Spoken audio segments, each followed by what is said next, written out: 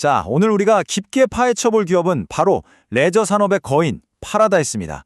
최근 투자자들 사이에서 정말 말도 많고 탈도 많은데요. 과연 파라다이스의 미래는 장밋빛일까요? 지금부터 그 전망과 구체적인 매매 전략까지 핵심만 쏙쏙 뽑아서 심층적으로 분석해 보겠습니다. 지금 파라다이스는요, 엄청난 기회와 또 동시에 만만치 않은 위기라는 양갈래길에 딱 서 있습니다. 과연 우리는 이 길 위에서 어떤 선택을 해야 할까요? 오늘 분석을 관통하는 핵심 질문이라고 할 수 있겠네요. 우선 이 파라다이스라는 기업이 도대체 뭘로 돈을 버는지 그 경쟁력의 원천부터 한번 살펴보겠습니다. 우리가 흔히 파라다이스 하면 그냥 카지노 회사 이렇게만 생각하기 쉬운데요. 그건 정말 반만 알고 계신 겁니다. 이 회사의 진짜 핵심은 보시는 것처럼 통합 리조트, 바로 IR입니다. 그러니까 카지노는 기본이고요. 여기에 호텔, 쇼핑, 예술, 이 모든 걸 한 곳에서 끝내는 말 그대로 하나의 거대한 엔터테인먼트 제국을 지향하는 거죠.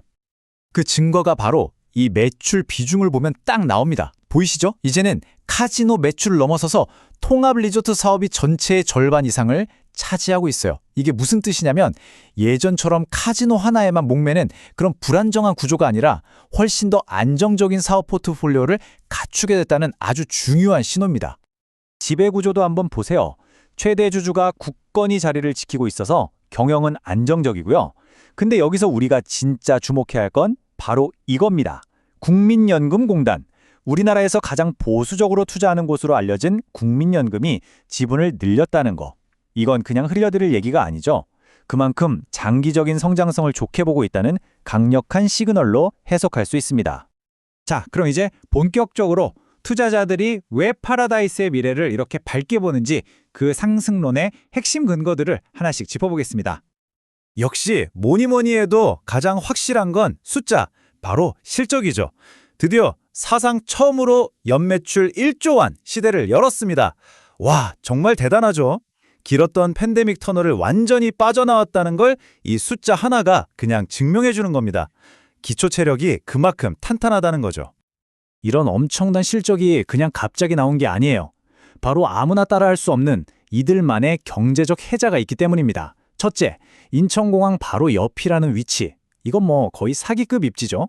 둘째, 미쉐린 가이드에도 오를 만큼 세계적으로 인정받은 서비스 퀄리티. 그리고 마지막으로 돈만으로는 절대 살 수 없는 VIP 고객들의 끈끈한 충성도. 이 세 가지가 바로 다른 경쟁자들이 넘볼 수 없는 파라다이스만의 강력한 무기입니다. 그리고 이 상승론에 불을 붙일 가장 결정적인 한 방이 남아 있습니다. 바로 옆 건물 그랜드 하얏트 호텔 인수권입니다. 이게 왜 그렇게 중요하냐면요. 지금 파라다이스가 주말만 되면 객실이 없어서 난리예요. 돈 쓰겠다고 온 VIP 손님들을 다 못 받을 정도라니까요. 그런데 하얏트를 인수하면 이 고질적인 객실 부족 문제가 한 방에 해결되는 겁니다. 게다가 다른 호텔 빌려 쓰던 비용까지 아끼게 되니까 연간 영업이익이 무려 310억 원이나 늘어날 것으로 보고 있어요. 이건 정말 엄청난 시너지 효과라고 할 수 있죠. 자, 그런데 세상에 좋은 이야기만 있는 투자는 없겠죠? 지금부터는 이 장밋빛 전망에 찬물을 확 끼얹을 수 있는 아주 현실적인 리스크들을 냉정하게 한번 들여다보겠습니다. 반대로 파라다이스를 걱정스럽게 보는 시선도 분명히 존재합니다. 과연 어떤 점들을 우려하고 있는지 하락론의 근거들을 짚어보죠. 가장 큰 리스크, 이건 뭐 두말할 필요도 없습니다. 바로 코앞에 등장한 거대한 경쟁자, 인스파이어의 존재죠. 파라다이스가 전통의 강자라면 인스파이어는 최신 시설과 막대한 자본을 없애온 신흥 강자입니다. 말 그대로 이제 피할 수 없는 정면 승부가 시작된 겁니다. 경쟁만이 문제가 아닙니다. 파라다이스는 기본적으로 고정비가 굉장히 높은 사업 구조를 가지고 있어요. 이건 매출이 조금만 삐끗해도 이익이 확 깎여 나갈 수 있다는 걸 의미하죠. 여기에 정부 정책이 어떻게 바뀔지 모르는 규제 리스크도 항상 있고요. 그리고 언제 터질지 모르는 시한폭탄 같은 존재죠. 기관 투자자들이 갑자기 물량을 쏟아내는 오버행 이슈까지 잠재되어 있습니다. 원본 보고서는 이 경쟁 리스크의 심각성을 이렇게 표현합니다. 인스파이어와의 값비싼 마케팅 전쟁은 지금 당장 파라다이스 투자를 피해야 할 가장 명확한 이유가 될 수 있다. 이게 무슨 말이냐면요. 돈은 열심히 버는데 마케팅 비용으로 다 써버려서 정작 남는 게 없는 최악의 시나리오가 현실이 될 수도 있다는 아주 날카로운 경고인 셈입니다. 자, 이렇게 찬성과 반대 의견이 정말 팽팽하게 맞서고 있는데요. 그렇다면 이 보고서가 내리는 최종 결론은 과연 어느 쪽일까요? 밸류에이션부터 보시죠. 다른 경쟁사들이랑 비교했을 때 뭐 그렇게 비싸지도 또 엄청 싸지도 않은 딱 중간 정도 수준입니다. 그런데 사실 지금 가격이 얼마냐보다 더 중요한 건 앞으로 오를 가능성이 얼마나 있느냐겠죠. 보고서가 특히 주목하는 건 PBR, 바로 순자산 가치 대비 주가입니다.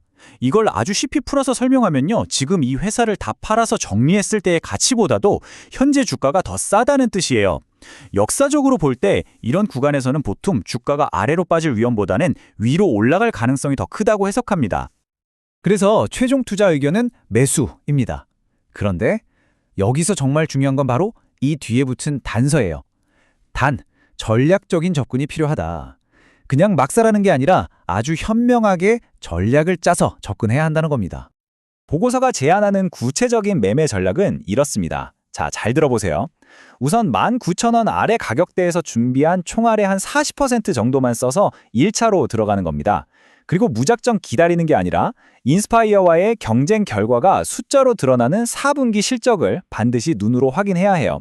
여기서 긍정적인 신호가 보인다? 그때 나머지 60%를 투입해서 비중을 채우는 아주 신중한 분할 매수 전략을 추천하고 있습니다. 그러니까 단기적인 주가 흔들림에 일희일비하지 말고 2026년 실적이 폭발하는 그 순간을 보고 긴 호흡으로 가야 한다는 거죠. 결국 모든 질문은 이 하나로 귀결됩니다.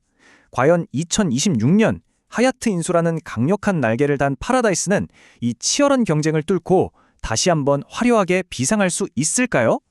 그 최종 판단은 이제 여러분의 몫입니다.